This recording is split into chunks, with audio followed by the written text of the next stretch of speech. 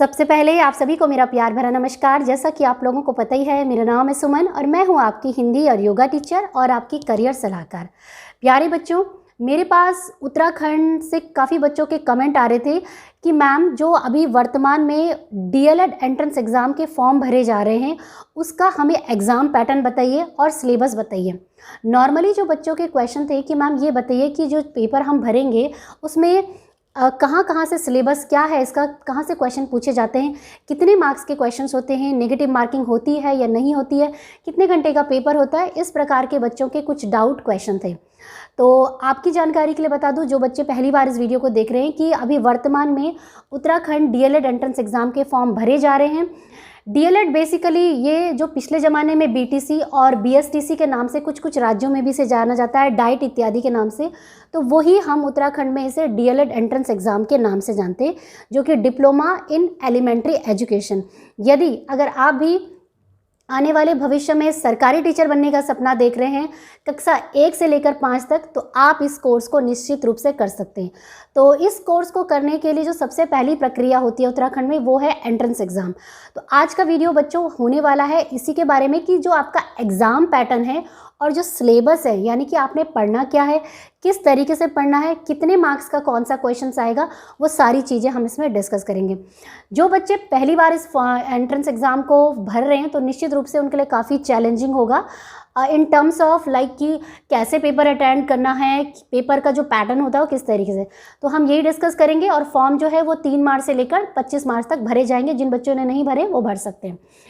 तो चलिए बच्चों, स्टार्ट करते हैं अपना आज का वीडियो। और चैनल पे नए हैं तो सब्सक्राइब कर ही लीजिएगा। अगर वीडियो आपको अच्छा लगता है, किसी भी बच्चे को कोई करियर हेल्प चाहिए तो वो मुझे फ़ोन करके पूछ सकते हैं, जिसकी की फ़ीस होती है मात्र 99 रुपीज़। बच्चे मुझे लगातार फ़ोन करते हैं, जैसे कि मैम बीएड सब्जेक्ट कॉम्बिनेशन क्या होना चाहिए, मैं बीएड करूँ या डीएलएड करूँ, और भी बहुत सारे डाउट्स बच्चों के अपने करियर से होते हैं, तो जो मैं उनको गाइड करती हूँ। ठीक है, जैसे मैम ये बताइए कि योगा के कोर्स के लिए कौन सा कॉलेज अच्छा रहेगा, ये कॉलेज फर्जी है या नहीं है, तो मैं उनको असिस्ट करती हूँ। तो चलिए बच्चों, स्टार्ट करते हैं अपना आज का वीडियो और ना देर किए हुए। सबसे पहली बात हम इसमें बात करेंगे एग्ज़ाम पैटर्न की। तो देखिए बच्चों, एग्ज़ाम पैटर्न जो होता है ना, इसमें आता है आपका MCQ बेस्ड क्वेश्चन। MCQ जिसे कि हम कहते हैं मल्टीपल चॉइस क्वेश्चन, या आप समझ लीजिए ऑब्जेक्टिव टाइप ऑफ क्वेश्चंस, यानी कि एक प्रश्न होगा और उसके 4 विकल्प आपको दिए जाएंगे। ठीक है, तो ये विकल्प किस तरीके से दिए जाते हैं, जब आप जैसे एग्ज़ाम हॉल में जाएंगे तो आपको 2 चीज़ें मिलती है। एक मिलता है क्वेश्चन पेपर, जिसे कि आप घर लेके आ सकते हैं, और एक मिलती है बिल्कुल लाल कलर की, पिंक कलर की OMR शीट।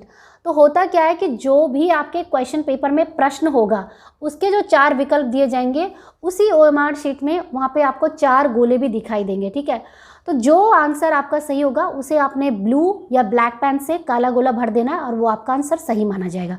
तो इसी तरीके से आपने सारे क्वेश्चंस को अटेम्प्ट करना है। ध्यान रखना इस बात का कि अगर मान लीजिए कि किसी आंसर में आपको लगता है कि डाउट है कि ये आंसर भी हो सकता है, वो भी हो सकता है, तो आप गोले मत भरना जब तक कि आप श्योर ना हो। क्योंकि होता है कई बार कि हम भरते हैं और सडनली हमारे दिमाग में आता है कि नहीं, आई थिंक इसका आंसर 2 होना चाहिए, 3 नहीं होगा। तो फिर क्या होता है, बच्चा उसको इरेज करना शुरू कर देता है या दूसरे गोले को भी भर देता है। तो उन्होंने साफ साफ बोला है कि उस कंडीशन में जो आपका आंसर है वो रद्द माना जाएगा, क्योंकि आपको एक क्वेश्चन के लिए एक ही गोला भरना है। ठीक है, तो सबसे पहली चीज़ ये क्लियर हो गई। अब है कि पेपर कितने मार्क्स का आएगा। तो देखिए बच्चों, पेपर जो आएगा वो आपका पूरा आएगा 200 नंबर का। ठीक है, और इस पेपर को करने के लिए पूरा दिया जाएगा आपको 2.5 घंटा। और एक बच्चे का डाउट था कि मैम ये बताइए कि इसमें कितने पेपर होंगे। देखो, पेपर तो एक ही होने वाला है, लेकिन उसके पार्ट्स जो होंगे वो अलग अलग होंगे। ठीक है, वो पार्ट्स कौन से होंगे वो भी बताती हूँ। और इसमें बच्चों का डाउट होता है कि मैम नेगेटिव मार्किंग होगी। तो नेगेटिव मार्किंग नहीं है आपकी, प्रत्येक सही प्रश्न के उत्तर देने पे आपको 1 अंक दिया जाएगा। ठीक है, और डिस्कस करेंगे हम कि पिछले साल की कट ऑफ कितनी गई थी साइंस वालों की और आर्ट्स वालों की। यहाँ पे मैं ये बोलना चाहती हूँ कि जो कॉमर्स वाले बच्चे हैं उनका प्रश्न रहता है कि मैम इसमें जो पेपर आएगा क्या सारे बच्चों के लिए एक जैसा आएगा, मतलब कॉमर्स वाले बच्चे क्या पढ़ेंगे, उनका कॉमर्स का आएगा। तो देखिए बच्चों, इसमें ऐसा कुछ नहीं होता। जो कॉमर्स वाले बच्चे होते हैं ना, उनका कंपटीशन होता है आर्ट्स वाले बच्चों के साथ। तो जब आप फॉर्म भरते हैं तो आप अपना जो वो ग्रेजुएशन में जो स्ट्रीम थी वो भी मेंशन करते हैं कि आपने आर्ट से किया है या साइंस से किया है। तो जो कॉमर्स वाले बच्चे, बाय डिफ़ॉल्ट ये अंडरस्टैंडिंग होती है एग्ज़ाम की कि आपका जो मार्की मेरिट बनेगी वो आर्ट्स वाले बच्चों के साथ बनेगी, ठीक है। तो ये है सबसे पहली नंबर 1 चीज़ आपकी क्लियर होगी। अब बात करते हैं बच्चों कि हमने पढ़ना क्या है। तो देखिए, इसमें जैसा कि मैंने बताया कि एक ही पेपर आएगा, 200 नंबर का आएगा, लेकिन प्रत्येक पोर्शन जो होगा उससे 50-50 नंबर के क्वेश्चंस आएंगे। सबसे पहला पोर्शन होता है जीके का, ठीक है। जीके जनरल नॉलेज का और करंट अफेयर्स का। तो देखिए, वो इन दोनों चीज़ों को मिक्स कर देते हैं। जैसे कि आपसे जीके में कोई भी चीज़ें पूछ लेते हैं कि बंगाल का विभाजन कब हुआ था, या जैसे संविधान कब लागू हो गया, इस तरीके से सोशल स्टडी का। और करंट अफेयर्स में वो कोई भी चीज़ों को रिलेट करके पूछ सकते हैं। तो आपको ये सजेस्ट करूँगी कि जो बच्चे जिन्होंने नेशनल एजुकेशन पॉलिसी में जो है ना वो थोड़ा पढ़ लीजिएगा, ठीक है, क्योंकि उसके क्वेश्चंस भी आएंगे। दूसरा है आपका जो है रीजनिंग के क्वेश्चन, जैसे तर्क वितर्क वाले क्वेश्चन। जैसे कि इस तरीके के रीजनिंग पूछी गई थी कि जैसे सीमा की एज दुगनी है उससे, तो बताओ सीमा की एज 5 साल पहले कितनी हुई होगी। इस प्रकार के जैसे रिलेशनशिप का काइंड ऑफ क्वेश्चन। और आते हैं सांख्यिकी क्वेश्चन, जैसे कि न्यूमेरिकल बेस्ड क्वेश्चन, जो कि आपकी 10th लेवल की मैथ्स रहती है। तो उसके लिए एक पर्टिकुलर बुक है जो कि मैं आपको सजेस्ट करती हूँ, उत्तराखंड डीएलएड के नाम से ही आती है। अभी शायद उल्टे ही आपको दिखेगी क्योंकि मैं फ्रंट कैमरा से शूट कर रही हूँ। तो उत्तराखंड डीएलएड नाम से आती है, इसका लिंक भी मैं आपको दे दूँगी, तो आप वहाँ से इसको खरीद सकते हैं और इसको पढ़ सकते हैं, ठीक है। और चौथा जो आता है वो आता है टीचिंग एप्टीट्यूड का। तो देखिए बच्चों, जैसा कि आपको पता है कि चाहे आप बीएड करें, डीएलएड करें या कोई भी टीचिंग से संबंधित कोर्स करें, तो उसमें आपका जो टीचिंग से रिलेटेड चीज़ें होती ना वो पूछा जाता है।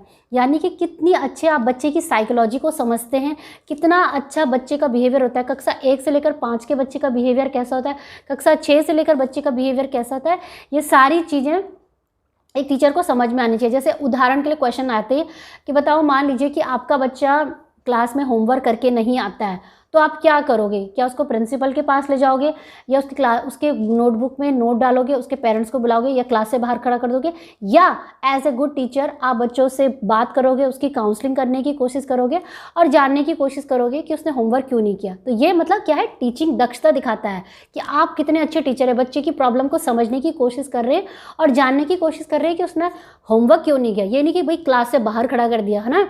तो इस तरीके के टीचिंग एप्टीट्यूड क्वेश्चंस आते हैं कि मान लीजिए आप क्लास में जाते हैं और बच्चे एकदम से शोर कर रहे हैं, तो आप एज ए टीचर क्या करोगे? क्या बच्चों को मतलब खड़ा कर दोगे, throughout the day punishment दे दोगे?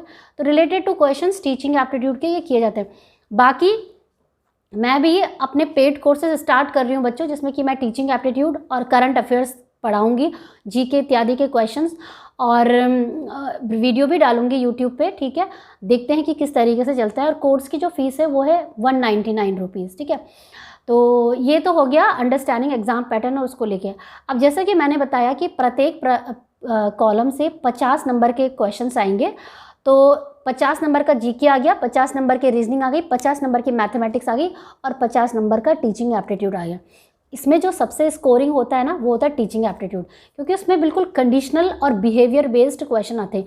मतलब आपने सोचना है ऐसे कि अगर बच्चे ने ये हरकत की है, जैसे मतलब आप सोचिए अपने आप को कि जब आप स्कूल में थे, जब आप ऐसी हरकत करते थे तो टीचर आपके साथ कैसे बिहेव करती थी, क्या टीचर आपको मारती थी, डांटती थी, तो आप एज ए बच्चे के रूप में मतलब कैसा फील करते थे। तो देखिए, आपकी जो नई टीचिंग पॉलिसी और नई एजुकेशन पॉलिसी है ना, वो यही कहती है कि जो हमारी टीचिंग और जो लर्निंग होनी चाहिए ना, वो चाइल्ड सेंट्रल होनी चाहिए और इंक्लूसिव एजुकेशन होनी चाहिए। चाइल्ड सेंटर मतलब बच्चे को ध्यान में रख के सारी चीज़ें होनी चाहिए, यानी कि टीचर ने बस पढ़ा लिया, भाई हमने तो लेसन प्लान कर दिया और लिखा दिया ये।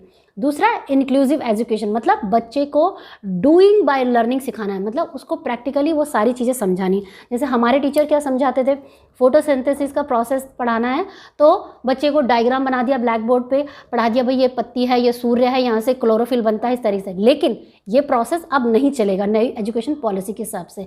उसमें क्या होगा, उसमें होगा कि बच्चे को आप बाहर ले जाओ, जो प्लांट्स लगे उसको दिखाओ, सन को दिखाओ, और फिर बच्चों को रिलेट कराओ कि देखो सन आता है, फिर ये पत्तियाँ किस तरीके से हरी होती है, जो पेड़ पौधे होते हैं वो कहाँ से अपना भोजन लेते हैं, मिट्टी दिखाओ। तो what is this is said to be the inclusive education and doing by learning.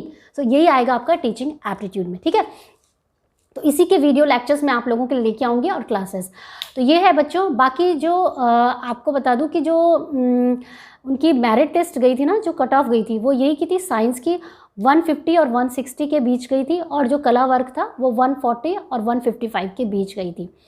तो यही है बच्चों आपका एग्ज़ाम पैटर्न और सिलेबस। आई थिंक मैंने सारे पॉइंट्स कवर कर दिए। इस वीडियो को सुनने के बाद भी, देखने के बाद भी अगर कोई प्रश्न है तो कमेंट करके पूछ लीजिए, और मुझे फ़ोन भी कर सकते हैं। बाकी इंस्टाग्राम पे भी फॉलो कर लीजिए, वहाँ पे तो आपने बहुत ही मतलब बिल्कुल कम ही फॉलोअर्स है, बाकी यूट्यूब पे तो आप फॉलो करते ही हो मुझे।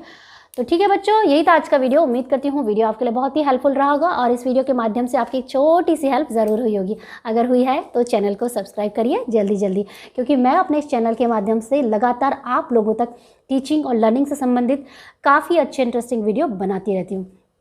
तो जब आप मेरे वीडियो को लाइक शेयर देते हैं तो जो यूट्यूब होता है वो मेरे वीडियो को रैंक करता है, और जो बच्चे उत्तराखंड में रहते हैं और कोई भी टीचिंग से रिलेटेड से कोई भी वीडियो उनको देखना होता है तो यूट्यूब उन वीडियो को रिकमेंड करता है। ठीक है, तो लाइक शेयर करेंगे तो आप भी बच्चों की हेल्प कर पाएंगे। तो बस बच्चों, मिलेंगे मेरे कुछ नए अच्छे इंटरेस्टिंग वीडियो के साथ। तब तक के लिए जय हिंद, जय भारत, धन्यवाद, सत्यमेव जयते, धन्यवाद, जय हिंद।